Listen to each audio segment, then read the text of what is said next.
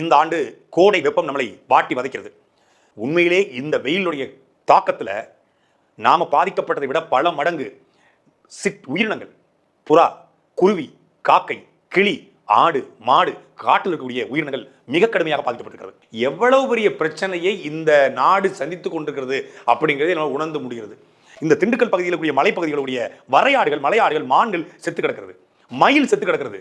ஒரு குருவி அப்படியே தாகத்துல மயங்கி சாலையில் அப்படியே கிடக்குங்க. ஒரு குருவி அப்படியே மயங்கி கிடக்கு. ஒருத்தன் போய் வாட்டர் பாட்டில் தண்ணி ஊத்துறான், அப்படியே குருவி வந்து அந்த தண்ணியை குடிச்சு எந்திச்சு நிற்குது. அந்த துணோடு குருவி அதோடைய தண்ணி தேவை எவ்வளவு, எத்தனை எம்எல் இருக்கும்? நம்ம சிறப்பு 10 ml, 20 ml, 10 ml தான். எம்எல்ல மில்லி லிட்டர்ல தண்ணி குடிக்கக்கூடிய தண்ணி குருவி, அந்த தண்ணி கூட இல்லாம குருவிகள் செத்து போதுன்னா இந்த நாடு எவ்வளவு மோசமான நாடாக, ஒட்டுமொத்தமான நாடு எப்படி மாறிக்கொடுக்குன்னு புரிந்து கொள்ள முடிகிறது. இது யாரையும் குறை சொல்லி பிரயோஜனமே கிடையாது. யாரையும் குறை சொல்லி எந்த பிரயோஜனமும் இல்லை. அவர் வந்தார் மரம் நட்டாரா, இவர் வந்து மரம் நட்டாரா, இவர் வந்து ஏரிக்குளங்களை தூர்வாரா, அவர் வந்து ஏரிக்குளங்களை தூர்வாரா, தூர்வார மாட்டாங்க. ஏன்னா அவங்களுக்கு நோக்கம் கிடையாது, தேவை கிடையாது, கனவு கிடையாது, லட்சியம் கிடையாது, அடுத்த உயிரை பற்றி எந்த கவலையும் கிடையாது, அவர்களுக்கு கவலை இல்லை. நாம ஆட்சியாளர்களை குறை சொல்லிக்கொண்டே இருக்க போறோமா? நாம குறைந்தபட்சம் ஏதாவது ஒரு உயிரை, இந்த காணொலியை சீமான் தான் உடனடியாக அழைச்சி, தம்பி இந்த காணொலியை நீ உடனடியாக பேசு, இது இப்போதைய தேவை, நம்முடைய எல்லா சிக்கல்களையும் தாண்டி இது முதன்மையான சிக்கல். இந்த 2 மாதத்திற்கு ஆயிரக்கணக்கான உயிரினங்கள், சொல்ல போனால் லட்சக்கணக்கான உயிரினங்கள் தண்ணீர் இல்லாமல் செத்து போய்விடும். நாளைக்கு ஊருக்குள்ள ஒரு பறவை இருக்காது, ஒரு குருவி இருக்காது, ஒரு காக்கா இருக்காது, ஒரு சிட்டு இருக்காது, ஒரு குயில் இருக்காது.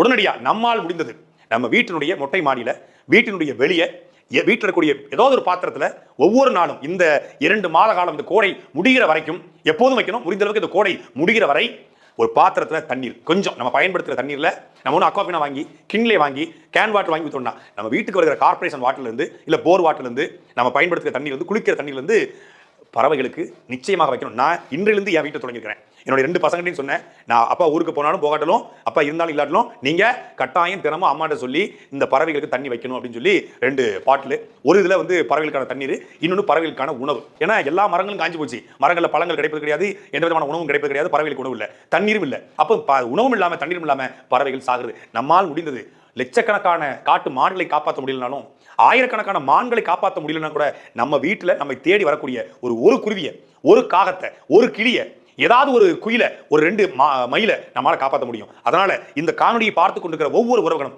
நாம் தமிழர் கட்சி மட்டுமல்ல, உலகம் முழுமைக்கு இருக்கக்கூடிய, தமிழ்நாடு முழுமைக்கு இருக்கக்கூடிய தமிழர்கள், மனிதநேயவாதிகள், உயிர்நேயவாதிகள், அது எந்த கட்சியிலும் இருங்க, ஆனால் தயவு செய்து உங்க வீட்டு வாசல்லையோ, உங்க வீட்டின் மொட்டை மாடியிலையோ, உங்க வீட்டுக்கு பக்கத்திலேயோ யாரும் தொந்தரவு பண்ணாதபடி ஒரு தண்ணீர், ஒரு குவளையில, இல்லை ஒரு தட்டில், இல்லை ஒரு பாத்திரத்தில், அதே போல் ஏதோ ரேஷன் அரிசியோ, உங்கள் வீட்டில் இருக்கிற அரிசியோ, இல்லை கம்போ, வரகோ, சாமையோ, திணையோ, குதிரவாளியோ, கோதுமையோ, ஏதோ ஒன்று, ஏதோ ஒரு தானியம், அந்த இது நீங்கள் சாப்பிட்ட சாப்பாட்டில் சோறு இருந்தால் சோறு, ஏதோ ஒன்று அந்த பறவைகளுக்கு வைங்க. இன்றிலிருந்து நாம் மாறுவோம். நாமாவது நமக்கு சுற்றி இருக்கக்கூடிய உயிர்களை காப்பாற்றும். அதே போல் அந்த சீமானவர்கள் குறிப்பிட்டு சொன்னது, மலை பகுதியில் இருக்கக்கூடிய மலை ஓரங்களில் இருக்கக்கூடிய கிராமத்தில் வாழக்கூடிய நாம் தமிழர்களுடைய உறவுகள், மற்றவர்கள் தயவு செய்து அந்தந்த பகுதியில் ஒரு தண்ணீர் தொட்டி வைங்க.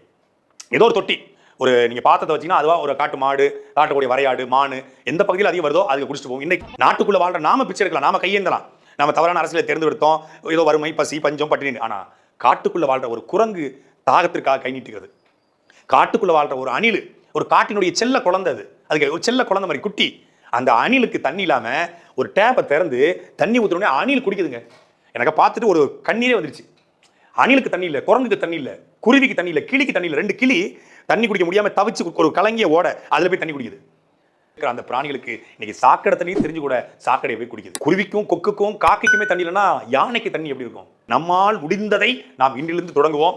இப்ப மரத்தை நட்டு நம்ம தண்ணி ஊற்றி வளர்த்து அது ஆளாகி அதுக்கப்புறம் பெருசாகி அது மரையை பொறிவிக்கிறதுக்கான காலம் இப்ப இல்லை. ஆனா மரம் வைக்கணும், வீட்டுக்கு ஒரு மரம் கண்டிப்பா வைக்கணும், அதை வளர்க்கணும், அதுக்கான பாதுகாப்பை உறுதிப்படுத்தணும். ஆனால் அதெல்லாம் தாண்டி இப்போ குறைந்தபட்சம் நம்ம கையில் இருக்கிறது ஒரு வெள்ள நிவாரண காலத்தில் மழையை மொத்தமாக நம்ம வந்து தடுத்துட முடியாது. ஆனால் மழை வந்தால் பிரெட் பாக்கெட் கொடுக்க முடியும்.